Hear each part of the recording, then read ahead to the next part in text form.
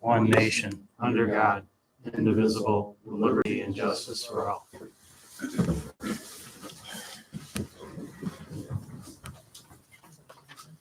This is the September 14th, 2020 Preble Town Board meeting. Are there any additions, deletions, or corrections to the minutes at the regular meeting of August 10th? Motion to accept those minutes. I'll second it. All in favor? Aye. Carried. Jane? I received no report from dog control. Justice report, $16,213 for fees collected in August. Thanks, Jane. Jeff, highway report? Yeah, we've got a lot of the summer works winding down. We will be chip sealing tomorrow at 5 roads that we'll be doing, listed in the report. We did get that mower tractor. John is out with it today. It's run very well. Very happy with it. With that, not this week, but probably the tail end of next week, we're going to start hauling in sand to tell you what time of year it is. So, the couple other things, I did call Woodford on the Belfry, and he's looking at probably the second week of November is their schedule right now, and they will secure that with something other than a blue tarp. And he said, you won't have to worry about that being secure, and rebuild it through the winter and put it up when weather allows in the spring. Thursday night, I was on a Zoom meeting for the county hazardous mitigation plan. Look on the back of your highway report, some things that were discussed. Town needs to develop at least 2 action worksheets, severe and or repetitive loss properties with specific details as far as the street or neighborhood, where before it was just a general, we have a flooding problem. They want to know house numbers and neighborhoods specific.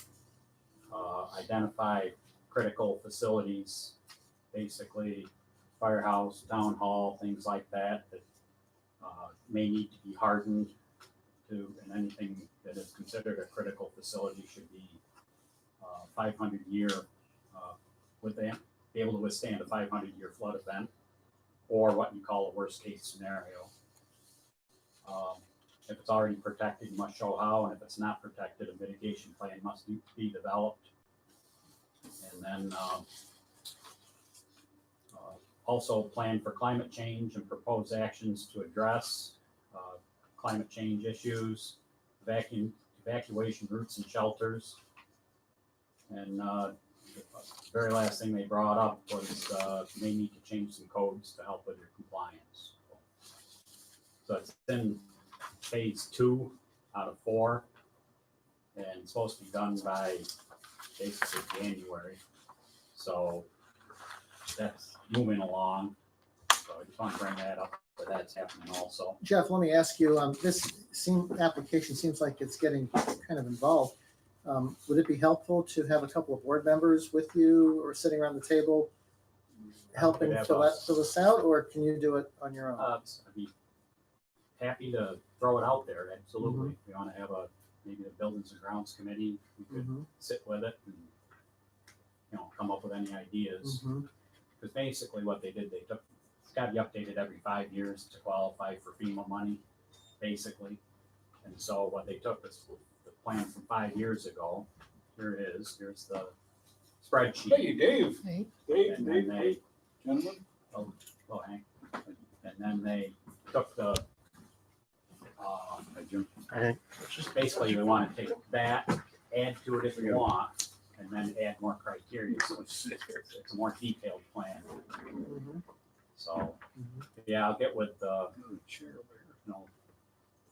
Buildings and Grounds Committee. We can go through that. It's Okay. supposed to be done in a couple weeks, so we want to get it in so they can have another meeting. And Because of the involved nature of this, I think maybe 2 board members would be good for them to be briefed and know, what's going on with this. Good. absolutely. Mhm. So, and the other thing I'll just throw out now, I was gonna do it at the end, but I got a call last week. Somebody said they thought it'd be a good idea to have a fall cleanup. As busy as we are, I says, I don't think that's a good idea. But I says, well, what can we help you with? What do you need to get rid of? Is it a one-shot deal? Yeah, we need to get rid of just a few things. And I said, well, you just get a permit and take it to the county landfill. This person says they never heard of the landfill, never been up there. I said, well, but I was thinking maybe we ought to put a link on our Facebook page to that, and maybe, you know, if people knew about it more, and that also got me thinking that come next spring, if we do a town cleanup, hand out applications or whatever with a map that's, you know, 16, 18 minutes, you can be there. It's not that far away, Have we ever done a fall cleanup, Jeff? not in 21 years. Okay. I think most people do their own chipping and composting on their own. So, but yeah, that's just the thought. It got me thinking. When I first heard it, I was like, "Oh, come on!" But the more I thought about it, I said, "Well, it's probably more of an education type of thing. Maybe we can get that information out, and if successful, maybe there would be less at a spring cleanup." I have a method to my madness. Now, what kind of cleanup are you talking about? Well, that's like what we have in the spring. Oh, okay. I thought you meant like leaves and branches and that kind of thing. Well, that was what was thought of. So. Yeah. I've actually never been asked that. I did have some lake folks bring up some, I call it not algae, but seaweed, you know, from the lake. Started putting it out back. I said, what's going on? I said, it's not. And I hooked him up with Paul Knapp. And he loves it. Good compost. Mhm. So that was, you know, same thing. Get the right people connected. Maybe we Right. cut down on some of the stuff going in the wrong place. So, Mhm. any other questions? No, we could certainly put a link on the website to the county. So, Yeah. Like I said, I think it's under 20 minutes to drive up there with a pickup. Mhm. Maybe people took it up, you know, as they accumulated it, they wouldn't save it for the spring ordeal. Mhm. So, Thanks, Jeff. okay, Okay. you're welcome. Recreation? Hank, Recreation? anything to say? Well, I think the ball games are going great. And the ball field down here, Yeah. I mean, Look yeah, the really ball good. field looks great. Yeah, let me just brief everybody on this. What happened is the ball field wasn't used all last summer, and there were weeds growing in the infield. And I was really concerned about it, and all this summer it wasn't used until I got a call sometime in August, and there was a group in Homer that wanted to use it. And I said, you're welcome to use it, but it's a little bit out of shape. And they said, no problem. We'll come with the rototillers and parents and kids, and we'll all break it and get it back into shape. And I said, if you can do that, you can use it. So They were really great because it was such good shape. yeah. And they lined the field, they Mhm. lined the foul lines, all that stuff. And I go down, if I noticed a ball game, I'd hop right on the mower and go down there and mow it. Mhm. First thing in the morning. So they've been playing summer ball there I guess I in haven't. August and in September. They're still going. Oh, yeah. In fact, there's 3 different groups now that are playing down there, and what it's being used for is an alternative field to their regular field. Sometimes they need another field because all their fields are full in Homer or Cortland or wherever, and they're looking for another field. And so the people, Homer Baseball, who was using it last 2 years ago, they said to, Jeremy Boylan is one of the coaches. They mentioned to him, well, what about Preble? You may want to think about the Preble field. And so he called me, and I said, yeah, you're welcome to use it, but you've got to get it into condition, into the standard that you want. And they did that. And then after that, 2 more organizations called me, Mhm. and they wanted to use it. So I've got a schedule on my bulletin board at home of who's using the field. Now, I realize this is going to be very temporary for this year because by October it'll be done. But in the meantime, they have raised the standards of that field tremendously. And I said, I said, you're welcome to use it for free, but if you want to, you can certainly donate to the rec department. And I gave them the number for that. And so I think a couple of those organizations will probably donate. Well, a couple of them games, they had 40 cars there. Yeah. Yeah. I was at some of the games. Yeah. And And one team came from Lansing okay. this week. Well, there were teams from Syracuse, East Syracuse, and Yeah. that area the last few weeks. Yeah. They've had good crowds there. Oh, yes. Yeah. Oh, yeah. So I want to thank Hank for the work that he's done. He cuts the grass at the ball field and makes sure that that's ready for these people to play on. And I think we're making good relationships with these people too. We're allowing them to use this field for free. And they're doing their own work with lining the field. And they even have a drag where they, after they're done, some of these groups, they drag the field. So it's perfect looking after they play. Yeah, one night there I went down, they wanted to know if they had something to drag around with the thing. Mm-hmm. So I actually hooked it up to the back of the mower. Mm-hmm. It come out like $1 million. Gee, it was nice. Yeah. So I'm very happy that somebody's using the field because there's nothing worse than an unused field. You know, there's only one thing though. They got no place to go with the bathroom. Yeah, I was walking around the field and I realized that the bathrooms are locked up. Yeah. And if we have more activity next summer, maybe we can prepare for that. We can put a porta potty out there or something, and Yeah. And if they have a regular schedule next summer, we can ask for some kind of fee for the summer, for the porta potty and that type of thing. Here's another thing. That ladies' room is a pig pen.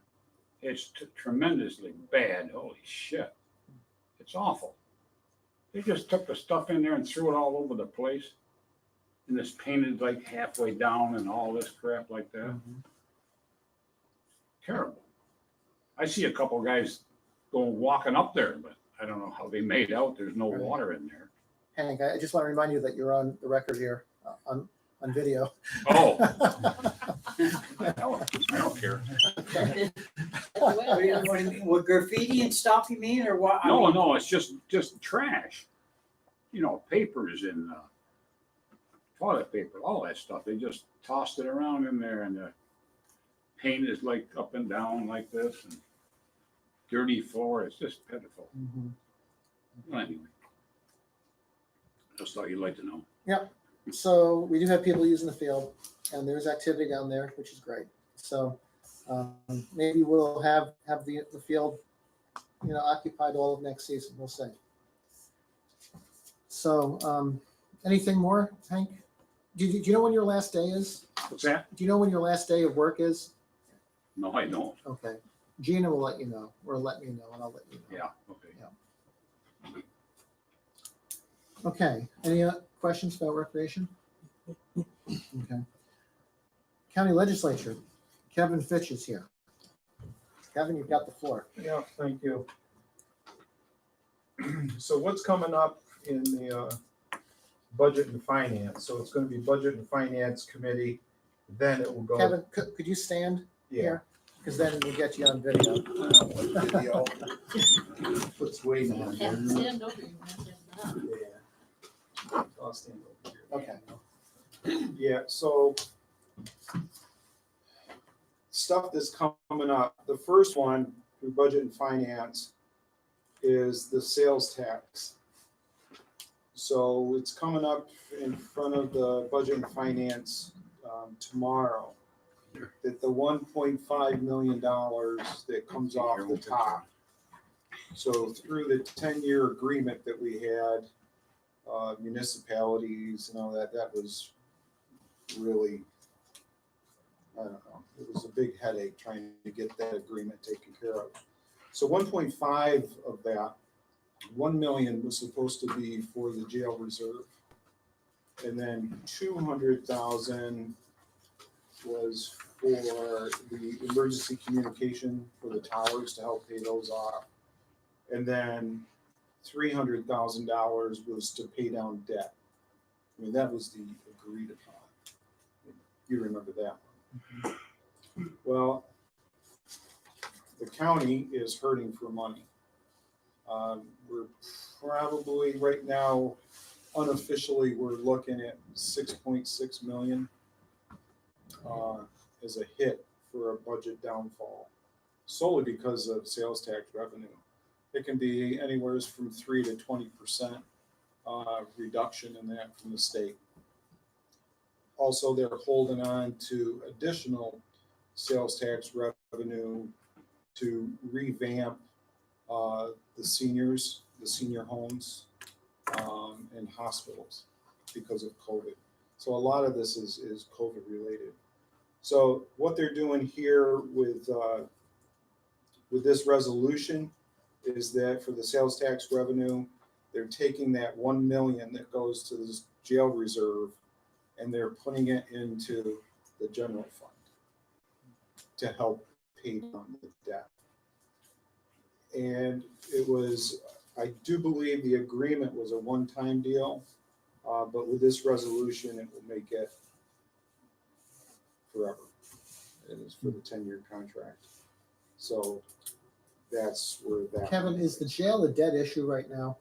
I think so. The problem is, and it's more like the sheriff will tell you, is that the jail population is down to like 39.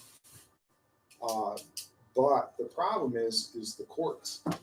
The courts really haven't started up yet and stuff, so they're backlogged because of COVID.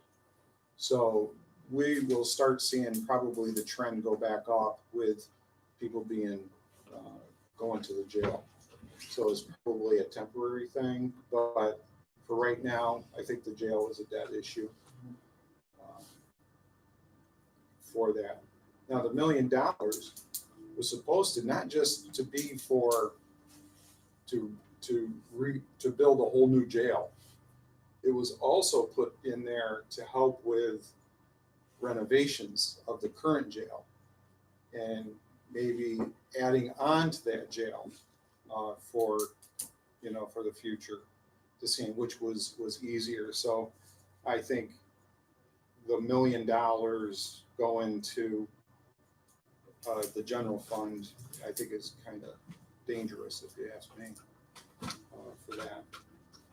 So there was that one. TransPro gave us their final report, and their final report does have a lot of reductions in areas. They looked at 3 years of saving $2 million per year if we enact what they recommended. And a lot of it deals with staffing is one of the bigger ones, but more on that later, for that. Other than that, the budget. So now that we have a county administrator, the legislature is kind of waiting with bated breath to see what the preliminary or his proposed budget is. We're not really involved yet for that. Once he sends that out, then the committees then will have some review process for that. But we haven't had an administrator for 5 years, so we got to kind of let him, take the reins and figure that out. So we did do the retirements, the voluntary retirements. I think we ended up with 6 that took that early retirement incentive to help reduce our budget with that.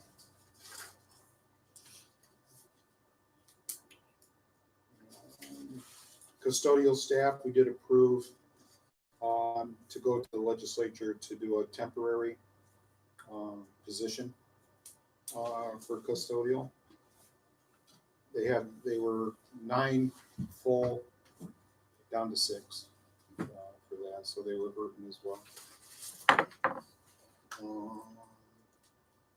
The landfill.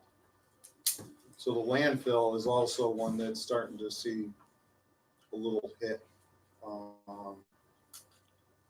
for what they have is proposed. So it is being proposed to increase the tipping fees again for that. And that's pretty much it for now. So really, the big one is the budget. So once we get the preliminary budget, and I think that's they're still waiting from the state to find out what's the state going to do. How much are they going to hold? They got to give us a number sometime for that in state aid. What's up with the state aid? Are we going to get it? So on and so forth. So I know it's not a good report, but it's an honest one that they're just waiting to find out what the numbers are for here. So I think that the administrator right now, he does put a dim look on this, but I think he's doing it solely in preparation for what the state is going to do. So he's looking at worst case scenario through the whole thing. Kevin, could you give us just a summary on the livestock law issue? Yeah. So the livestock law, the first time that it came up to us was proposed by the SPCA. So the SPCA came in and proposed that. And it came to the Ag and Planning Committee. We had, I want to say vicious talks over it. And it ended up that when we voted as the committee to move it forward to the full legislature and for public hearing, it was in support of the SPCA and the Sheriff's Department. And once it was done, and I looked at it really in detail at that point, that is when I looked at it as the chair and decided to pull it because the wording was terrible. It's livestock control law, and they threw in nuisance noises, which didn't make sense to me, on this. So we did pull it. The way that it came to the committee kind of was the wrong way it should have been going through the process, because it was the county attorney that drafted it, and it was from the SPCA to the county attorney and then to us. And really what it should have been is the committee should have known that there was a problem. SPCA, Sheriff's Department should have come to us and say, here's our problem. There was no data to back up what the law was supposed to be for. So that is when I talked to the chair and said, we're going to pull this. It needs to be really looked at and vetted first. So once we did that, we still had to have the public hearing because it was already posted. And it was a good thing to have the public hearing, because even though we're ag and planning, we're not agriculture. We probably should be, to be on these committees. But there's stuff that came up in the public hearing that we didn't know anything about. Biosecurity was one of them. I didn't know anything about that stuff. And it just really enforced why we pulled this law, because the ag community wasn't in the process of review, which they should have been. So that was there. Now, coming to the Ag and Planning committee that we had last week, that was in the newspaper. Being the chair, I left it on the agenda as a discussion item, because one of the things that came through the public hearing was, where's the data to back this up? Why was this even approached? So that's when I said, okay, the law that was proposed to us first is dead. That's not going anywhere. but we still need to have the discussion to find out, is it a problem? Is it not a problem? What are the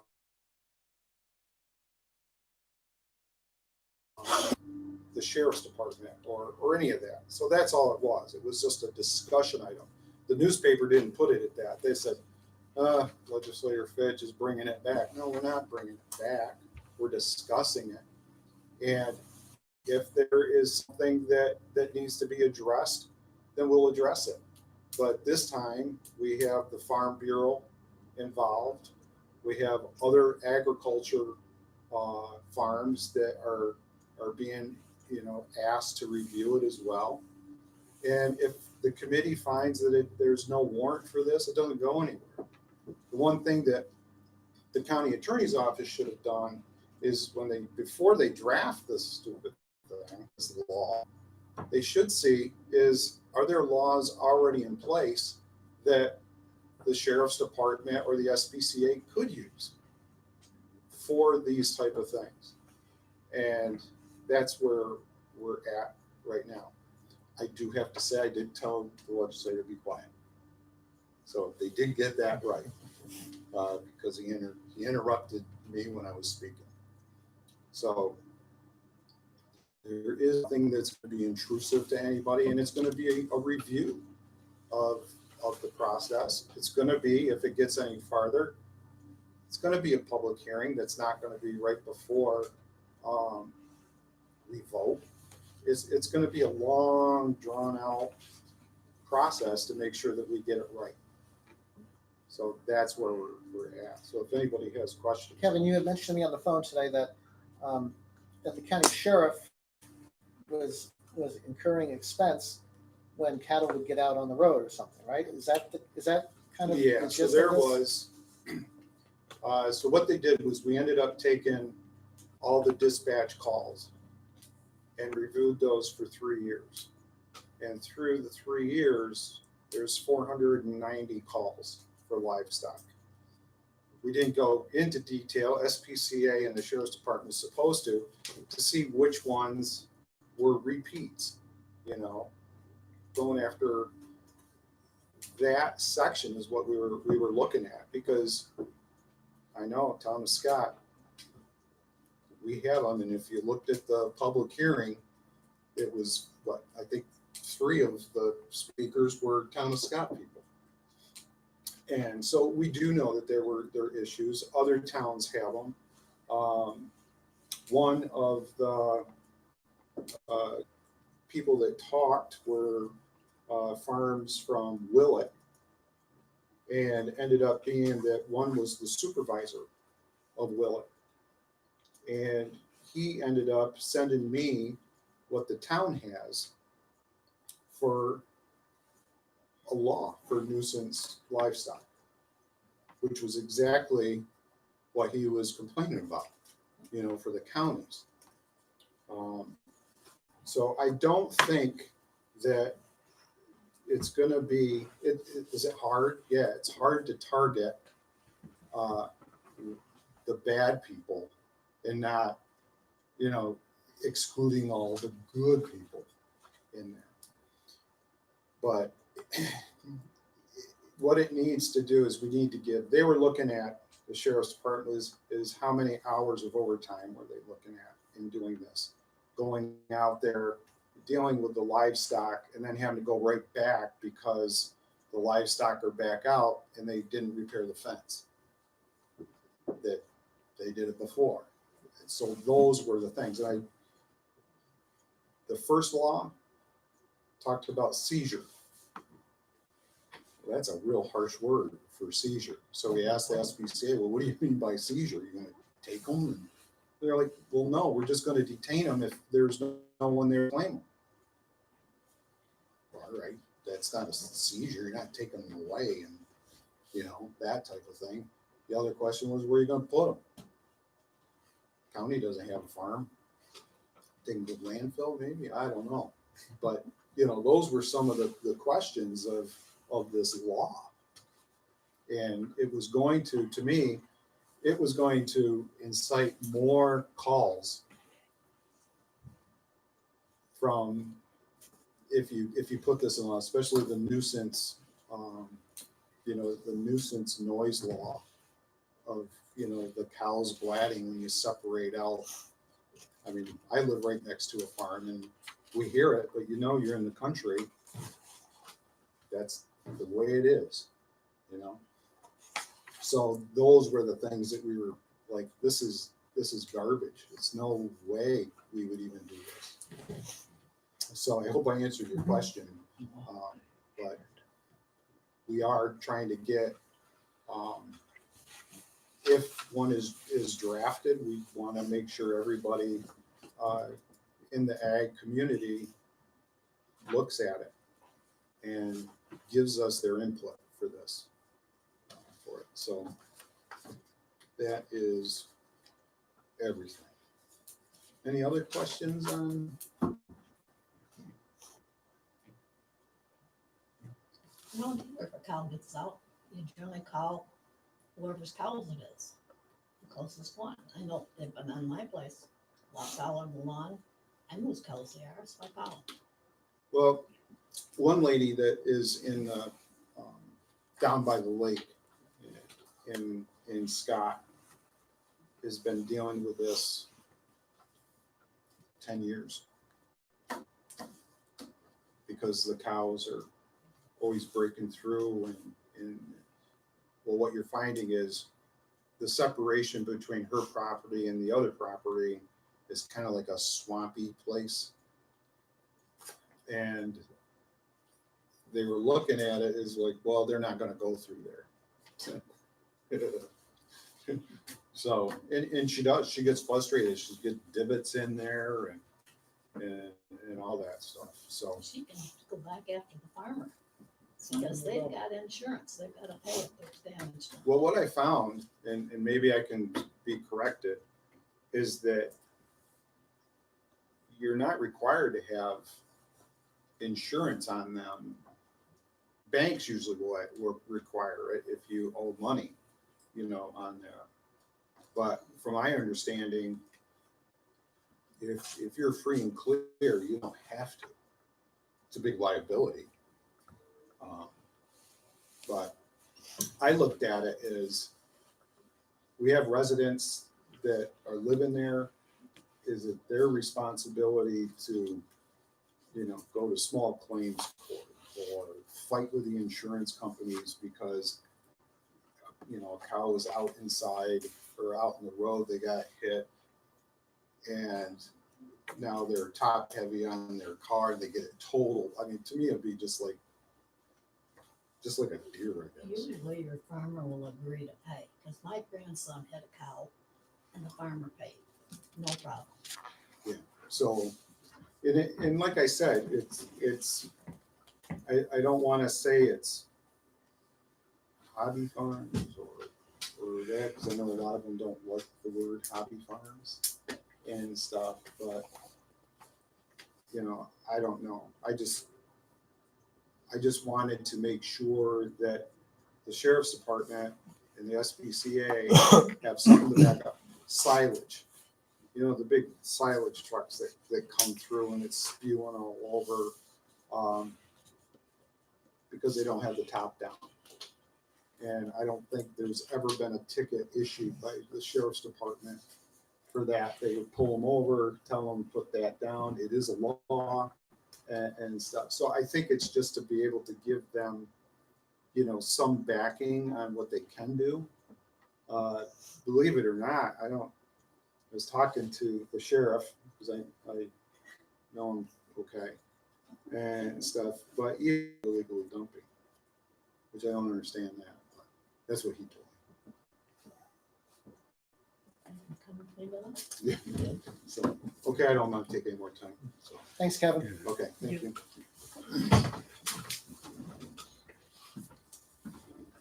Jane?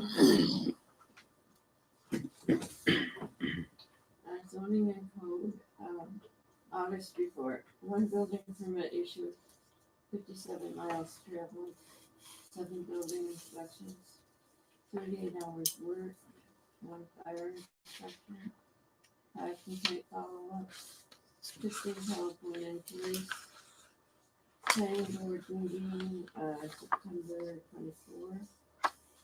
The ZBA meeting, October 1st. Thanks, Jane. Historian is not here tonight. Jane, We collected $417.50. Dispersed $404.50 to public, and $13 to advertising.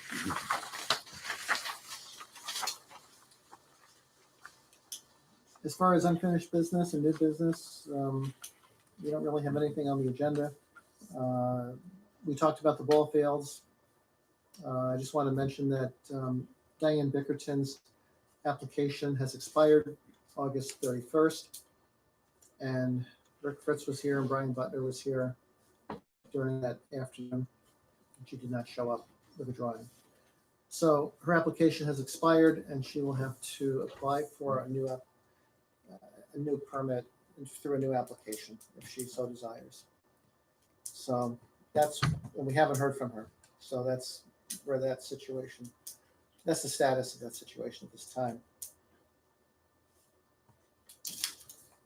Money received, we received $1,771.89 from Northeast Transformers. We received $741.92 from USPS. This time I'd like to open up the meeting to public comment. Questions or comments from anybody? Okay. We need a motion to pay the general fund vouchers. Make a motion to pay general fund vouchers, abstracts numbers 9, numbers 165 to 187, totaling $20,405.24. I'll second it. All in favor? All right, Carried. Need a motion to pay the highway fund vouchers. I make a motion to pay the highway fund vouchers, abstract number 9, numbers 90 to 105, totaling $55,341.23. Second. All in favor? Aye. Carried. Need a motion to adjourn. Make a motion, we adjourn. I'll second it. All in favor? Aye. Carried. You heard anything from Jane?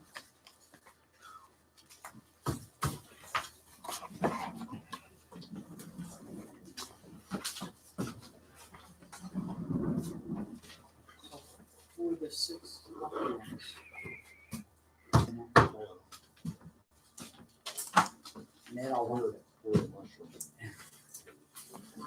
that all went to department heads and they had to okay, it, correct?